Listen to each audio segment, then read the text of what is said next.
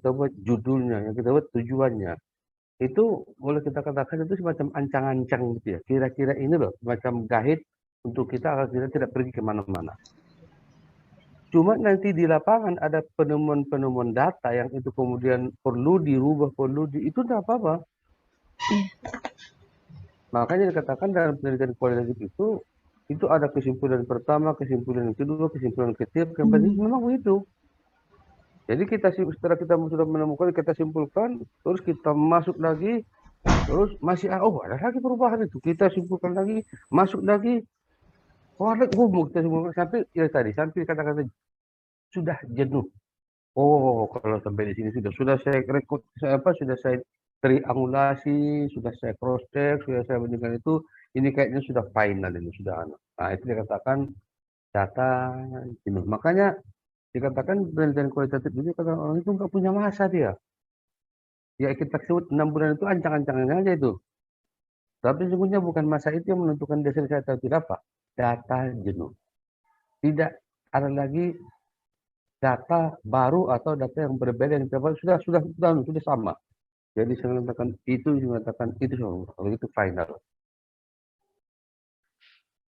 Nah, itulah yang dimaksudkan dengan analisis dilakukan secara interaktif.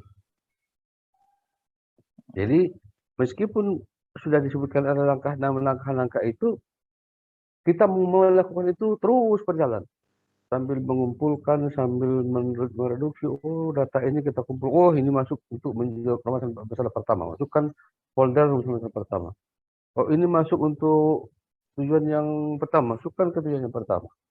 Oh ini masuk kepada yang masalah kedua, masukkan masalah kedua, itu katakan reduksi ya.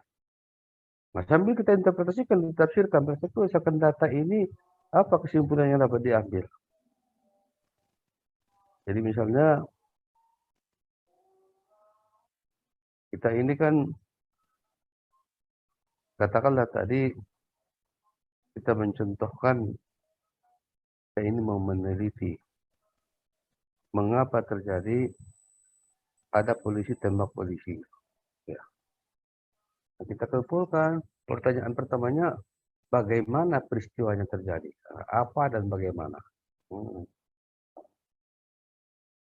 Kita pergi ke lapangan, kita rumus masalah kedua apa? Rumus masalah ketiga, mengapa kok? Terus kemudian yang ketiga, kalau kita misalnya mau memberikan saran-saran itu, apa kira-kira jalan keluar agar udah kita pergi ke lapangan, dapat data, masukkan aja. Nah mungkin kita habis dari situ atau ada kesempatan kita lihat lagi datanya ini yang ketik-ketik ini. Oh ini kayaknya masuk ini mengapa ini? Masukkan ke mengapa. Oh yang ditemukan kayaknya, oh bagaimana masukkan, masuk ke bagaimana, masukkan ke masalah pertama. Sambil kita lihat, sambil kita coba-coba menafsirkan ini kira-kira apa yang mesti kita lakukan dari data ini. Jadi ditemukan bahwa ya pertama-tama kali kedua orang ini ada persaingan tempat atau menjadi keamanan dari dua tempat hiburannya. Yang satu dia menjadi keamanan di posisinya. Bukan yang itu ya, maaf. Yang saya ingat itu tentara yang dibunuh polisi itu hanya yang kita buat judulnya, yang kita buat tujuannya. Itu boleh kita katakan itu semacam ancang-ancang gitu ya. Kira-kira ini loh, semacam guide untuk kita agar kita tidak pergi kemana-mana. Cuma nanti di lapangan ada penemuan-penemuan data yang itu kemudian perlu dirubah, itu tidak apa-apa. Makanya dikatakan dalam penelitian kualitatif itu ada kesimpulan pertama, kesimpulan kedua, kesimpulan ketiga, yang penting memang begitu. Jadi setelah kita sudah menemukan, kita simpulkan, terus kita masuk lagi, terus masih ada lagi perubahan itu. Kita simpulkan lagi, masuk lagi, ada kita simpulkan sampai sampai kata-kata sudah jenuh. Oh, kalau sampai di sini sudah saya rekod, sudah saya triangulasi, sudah saya cross check, sudah saya bandingkan itu, ini kayaknya sudah final ini sudah nah itu dikatakan data jenuh. Makanya dikatakan penelitian kualitatif itu kata orang itu nggak punya masa dia. Ya kita sebut 6 bulan itu ancang-ancangannya aja itu. Tapi sesungguhnya bukan masa itu yang menentukan dia selesai atau tidak, Pak. Data jenuh. Tidak ada lagi data baru atau data yang berbeda yang sudah sama. Jadi saya mengatakan itu, kalau itu final. Nah itulah yang dimaksudkan dengan analisis dilakukan secara interaktif. Jadi meskipun sudah disebutkan ada langkah itu, kita melakukan itu terus berjalan. Sambil mengumpulkan, sambil mereduksi, oh data ini kita kumpul, oh ini masuk untuk menjawab masalah pertama, masukkan folder masalah pertama. Oh ini masuk untuk tujuan yang pertama, masukkan ke tujuan yang pertama. Oh ini masuk kepada yang masalah kedua, masukkan masalah kedua, itu akan reduksi ya. Nah sambil kita interpretasikan, ditafsirkan, berdasarkan data ini, apa kesimpulan yang dapat diambil. Jadi misalnya, kita ini kan katakanlah tadi kita mencontohkan kita ini mau meneliti mengapa terjadi ada polisi tembak polisi. Ya. Nah, kita kumpulkan pertanyaan pertamanya bagaimana peristiwanya terjadi, apa dan bagaimana. Kita pergi ke lapangan, kita rumus masalah kedua apa? Rumus masalah ketiga mengapa kok. Terus kemudian yang ketiga, kalau kita misalnya mau memberikan saran-saran itu, apa kira-kira jalan keluar agar udah kita pergi ke lapangan, dapat data, masukkan aja. Nah mungkin kita habis dari situ atau ada kesempatan kita lihat lagi datanya ini yang ketik-ketik ini. Oh ini kayaknya masuk ini mengapa ini? Masukkan ke mengapa. Oh yang ditemukan oh bagaimana masukkan masuk ke bagaimana masukkan ke masalah pertama.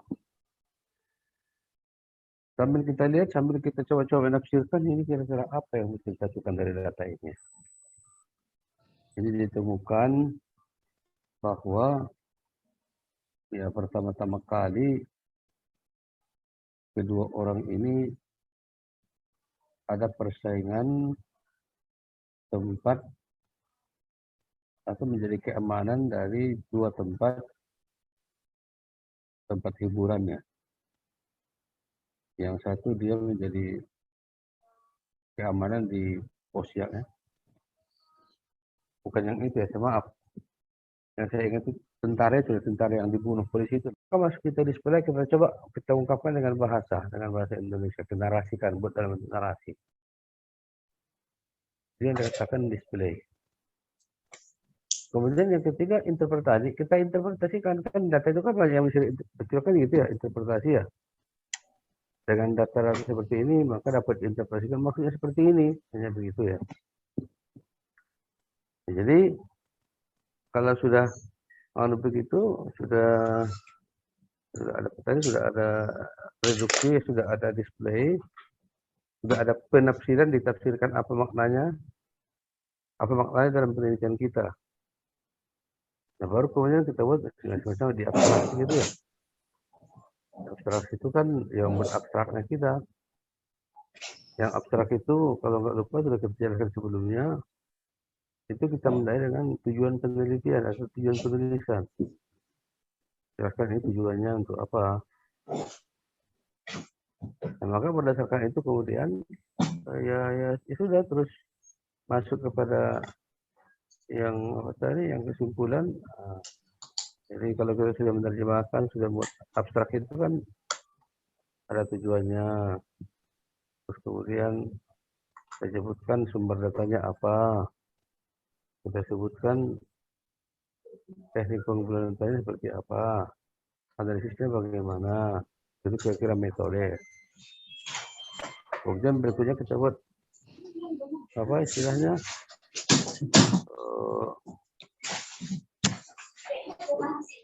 Bagaimana tadi? Oh iya. Metode. Setelah metode kita masuk kepada teori. Teori itu berdasarkan pada pendekatan. Maka teorinya apa? Teori itu masuk dalam ilmu apa, kita buatlah ilmunya itu menjadi pendekatan. Jadi pendekatannya ini menggunakan teori ini. Baru kemudian penemuannya apa, kesimpulannya apa. Kira-kira itulah isi dari abstrak. Kalau mengabstrakkan seperti tadi, ya mengabstrakkan artinya itu adalah ya membangun, kan masih kita interpretasikan, kita tafsirkan, nah baru kita gambarkan dia bagaimana hasil-hasil dari pendapat dan kesimpulan itu. Nah maka 6 langkah itulah yang kita lakukan dan itu kita sadari. Kemudian ada disebutkan di sini dalam, coba dibaca nih. Oke, lanjut lagi, siapa berikutnya?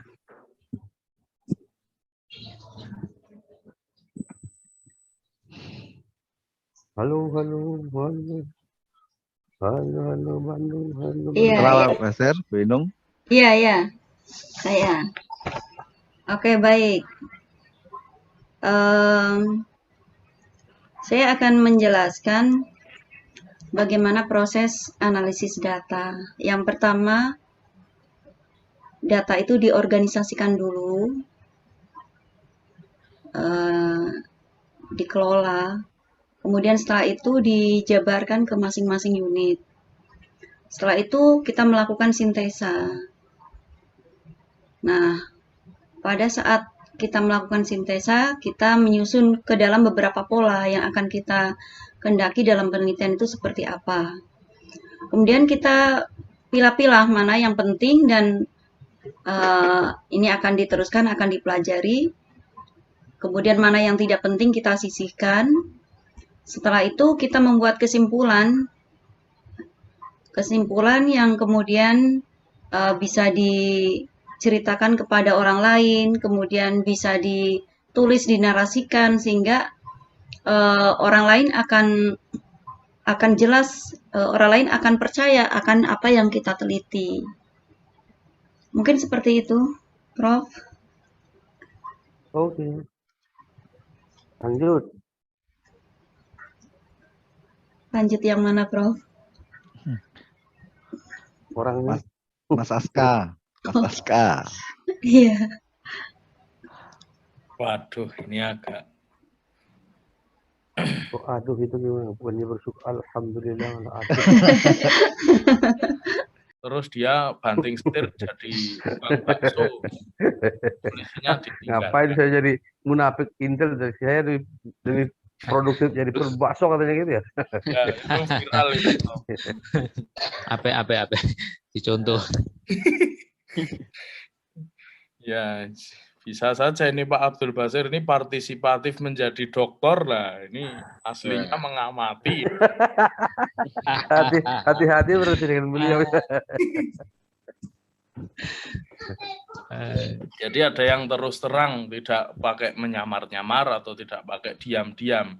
Jadi bilang di situ kalau saya ini memang mengamati dan diumumkan kepada semua yang ada di situ bahwa kita sedang observasi atau sedang pengamatan. Tapi kalau terus terang ini nanti mungkin kurang alami, tahu lagi diamati, tahu sedang dinilai, nanti dibuat-buat. Misalnya pembelajarannya yang tadinya malas-malasan, tahu diamati terus jadi rajin dan lain-lain. Tapi kalau tersamar yang sembunyi-sembunyi seperti model intelijen ini mungkin akan lebih alamiah. Jadi kelihatan mana yang baik dan mana yang buruk. Kalau observasi tak berstruktur ini mungkin gimana ini Prof? Ini juga ataukah kita bebas mengobservasi sesuatu, kita bebas saja, nggak pakai partisipatif, nggak pakai terus terang, nggak pakai tersamar, pokoknya ngamati gitu aja, atau bagaimana ini yang tak berstruktur ini? Mungkin itu saja tentang observasi yang ada 3 ini tadi. Baik. Mungkin kalau enggak ya kita bacakan kita berdasarkan wawancara kemarin saya mengambil kesimpulannya kira-kira begini Pak ya. Kita baca lah. gini. Nah, kalau dia menanyakan, oh enggak, bukan itu yang saya maksudkan. Nah, kita koreksi, kita oke. Ya besok kita jangan sekali, mungkin besok pergi lagi kita sudah pas, sudah cukup. Maka kalau kita tadi bicara yang pertama, itulah kadang-kadang dikatakan reliabilitas dan realistis. Kadang-kadang itu setelah bertukar waktunya dia juga nggak tahu karena ada faktor apa, mungkin dia juga berubah juga pikirannya. Sebenarnya itu kemarin pas saya menyampaikan itu saya sedang jadi sebetulnya yang benar itu begini kata dia. Nah itu kita katakan tadi kan macam-macam ya, bisa ya entah itu menjaga marwah, bisa menjaga macam-macam ya.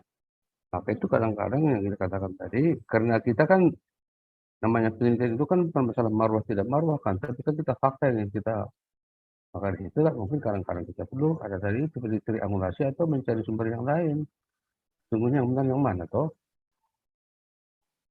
Maka kalau hal itu perlu kita konfirmasi lagi pada dia. Saya menurut informasi yang saya dapatkan, begini-begini Pak. Nah, itu bagaimana tanggapan dia? Karena kalau anda sinkron, ya bisa juga kita kemudian di situ jelaskan. Ya, pertama kali kita mengatakan begini-begini, setelah kita konfirmasi, ada orang mengatakan begini, ya, nah kita buat di situ. Dari footnote-nya atau di mana menjelaskan begitu. Jadi ada perbedaan pendapat antara yang dia sampaikan dengan yang dilihat orang atau yang biasa bersahabat dengan tersebutkan di situ. Tentu yang begitu-begitu ya, yang tidak menjatuhkan harga diri, yang tidak mengeluhkan, karena kita ingin faktanya yang benar. Nah, makanya penelitian yang kualitatif begitu kan,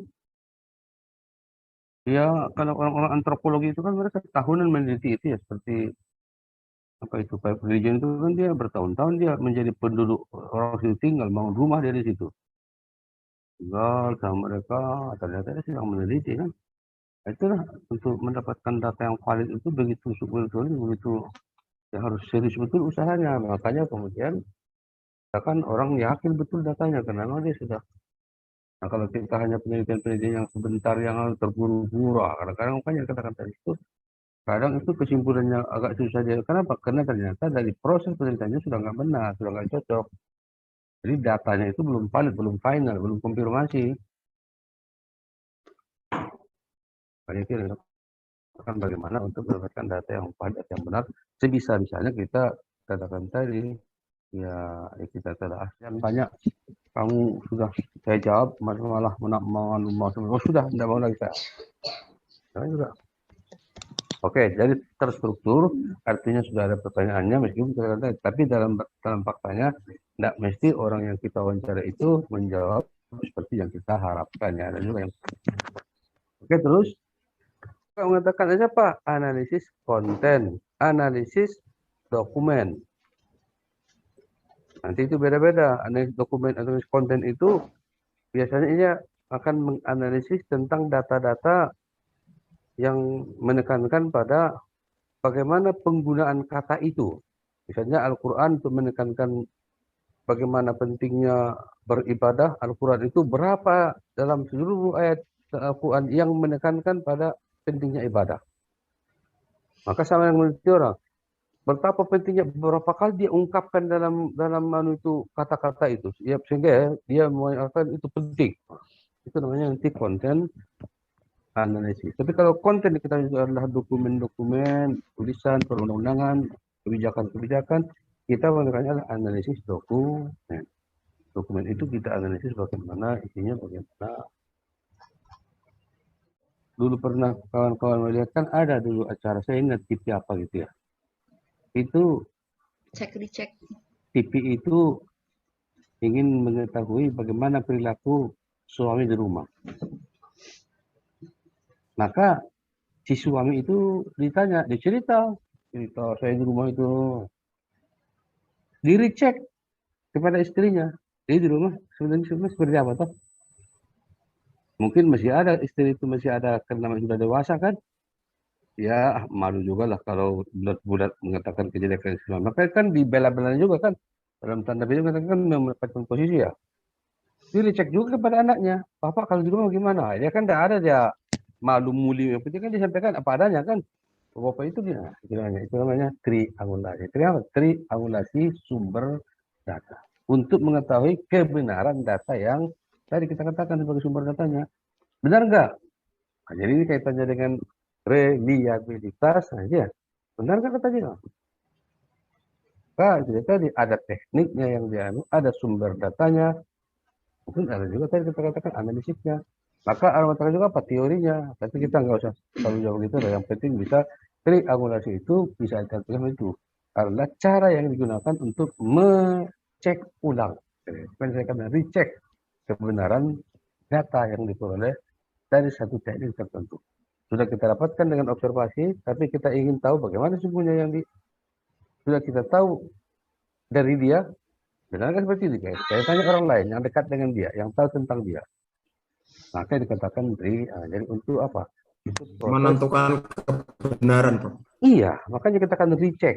Jadi mengecek kembali kebenaran informasi yang disampaikan atau yang didapat. Baik. Jadi ingin pokoknya kawan-kawan itu jangan sampai mensalahgunakan sumber, dia sebutkan sumber, teknik ya sebutkan teknik, analisis ya sebutkan analisis, jangan sampai campur baur teknik analisis menjadi apa namanya, menjadi analisis, menjadi apa namanya, teknik pengumpulan menjadi analisis pengumpulan, teknik pengumpulan menjadi sumber data. Jangan begitu. Jadi sini kenapa ini begitu? Sumber data penelitian adalah data yang diperoleh dari wawancara. Sumber itu kan dari hasil dari wawancara, iya boleh, tapi wawancara itu bukan sumber, itu apa? Teknik cara mendapatkannya. Jadi kalau dikatakan sumber, sebutkan sumbernya dari mana diperoleh, dari A, dari B, dari C, di mana. Caranya bagaimana? Observasi, penelitian, observasi, wawancara, survei, dokumen. Makanya itu juga ada korelasinya ketika dia menyebutkan teknik pengumpulan data dengan sumber data. Ketika jadi data yang akan dikumpulkan, sumber data yang menjadi tempat di mana datanya dapat, teknik yang digunakan itu semua sinkron. Jadi ketika mau tahu pendapat dia. Berarti ada siapa? Di orang. Berarti seperti apa? Wawancara. Jangan sampai pendapat dia observasi. Bagaimana caranya? Observasi. Pendapat ke observasi. Mau apa ya? Perilakunya. Oke.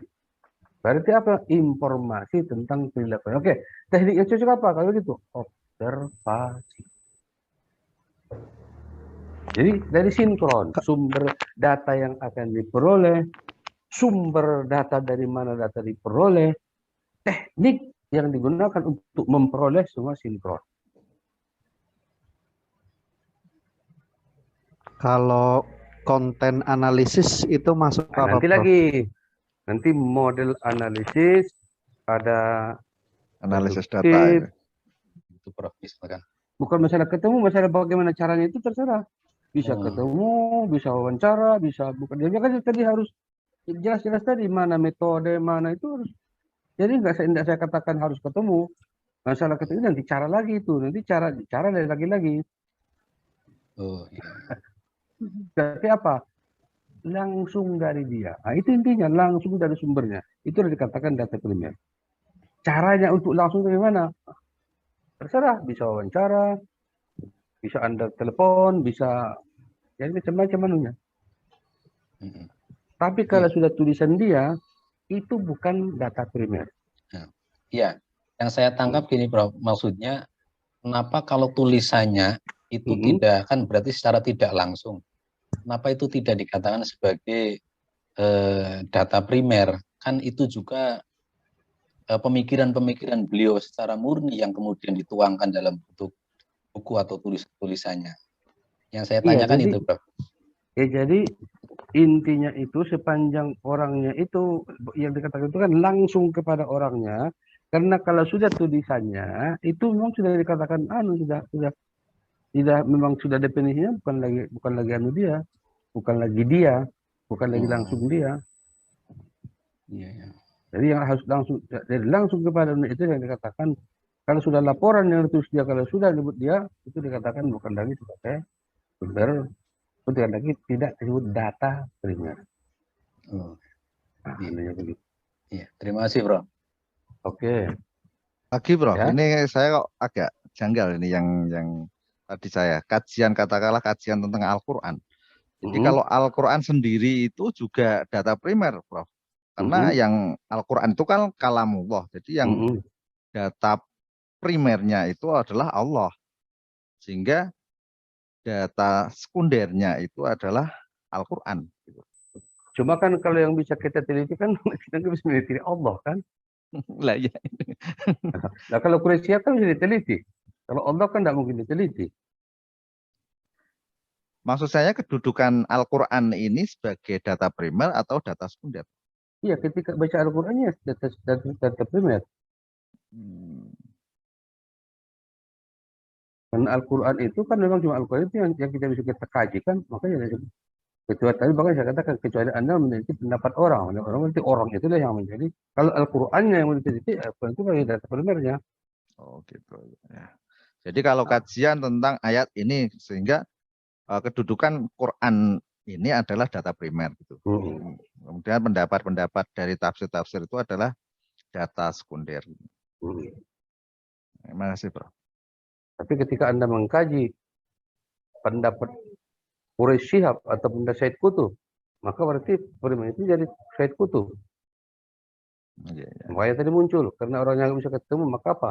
Dari sumber data primernya, bukan data primer, tapi menjadi data sekunder. Baik, jadi ini mudah-mudahan sudah clear. Jadi bagaimana membedakan antara sumber data primer dengan data primer. Sumber data sekunder dengan data sekunder. Nanti kalau masuk lagi, data tersier dengan sumber data tersier. Tapi yang sumber data sekunder belum, Bro. Kan baru ya, jadi sumber data sekunder itu tadi kan sumber yang sudah menjadi hasil kan gitu.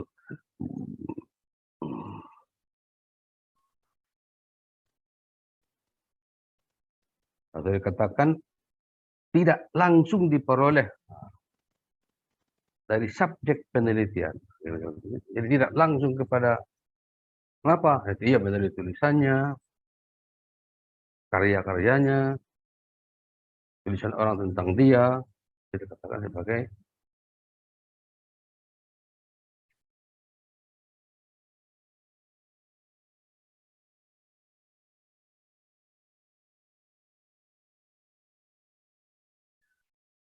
oke ya. Masuk, terus kemudian kita masuk ke teknik.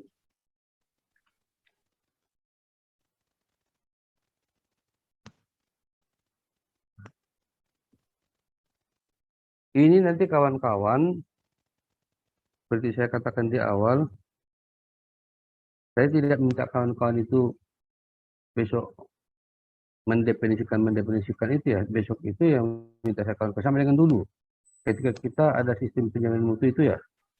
Jadi kawan-kawan langsung ke lapangan mempraktekkan, tetapi definisi-definisinya ditaruh di footnote. Ini jangan sampai salah paham lagi ya. Untuk saya itu jangan dua kali berulang istilahnya kepada kesalahan yang sama kan. Jadi nanti ini untuk kuliah berikutnya ini adalah laporan dari praktek kawan-kawan melakukan penelitian. Yang itu boleh saya katakan nanti menjadi mini penelitiannya. Atau penelitian mini dalam tanda petik itu ya untuk semi proposal atau semi penulisan disertasi. Jadi sehingga meskipun dalam 1 minggu ini saudara melakukan penelitian di lapangan, ya tidak harus luas, tidak harus besar, tapi Anda langsung praktek. Ini saya meneliti, nanti bisa kita katakan, ya boleh kita bebaskan memilih apa, tetapi kemudian di situ itu harus sudah jelas nanti. Objek penelitiannya jelas, sumber datanya jelas, teknik pengumpulan datanya jelas, teknik analisis datanya jelas. Jadi di atas atau body tulisannya laporan penelitian, bentar ya.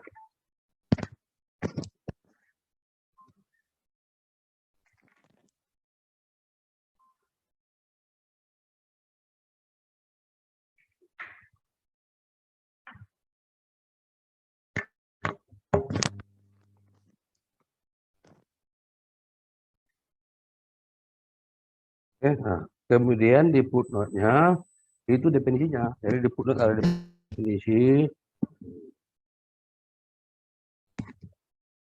data primer adalah, nah, di bawah. Nah, di atas itu laporan. Jadi objek, jadi judulnya apa? Nah, nanti bisa terus dengan ringkas saudara membuat latar belakangnya atau yang menunjukkan apa masalah atau apa subjek yang akan saudara teliti, pertanyaannya apa. Nah, kemudian masuk kepada laporan penelitian. Ya, laporan penelitiannya ya nanti akan kita berikan masing-masing ya, objeknya apa, kemudian itu diteliti langsung. Ya, artinya tidak harus banyak yang diteliti, tapi praktek langsung. Maka nanti ada laporannya. Sudah saya teliti, sudah saya lakukan sumber data primernya ini, sumber data primernya ini, data sekundernya ini. Nah, di atas itu dilaporkan. Sumber data sekunder sebenarnya adalah kepala sekolahnya, gitu. Sebenarnya adalah siswa, sebenarnya adalah guru-guru, gitu ya. Kemudian saya menggunakan teknik, nanti kalau itu pendapat kan wawancara, kalau itu tindakan, sikap, perilaku kan nanti observasi. Nanti sekalian juga kalau boleh, saya ingin ada juga triangulasi untuk mendapat validitas data, sehingga tadi ketemu apa yang kita katakan datanya jenuh. Data jenuh itu artinya sudah reliable, sudah objektif, sudah ketemu dua-duanya, sudah diyakini. Ya, sekarang kita masuk pada yang banyak kamu sudah saya jawab malah mau sudah tidak mau lagi saya. Saya juga. Oke, jadi terstruktur artinya sudah ada pertanyaannya meskipun tapi dalam faktanya tidak mesti orang yang kita wawancara itu menjawab seperti yang kita harapkan ya. Ada juga yang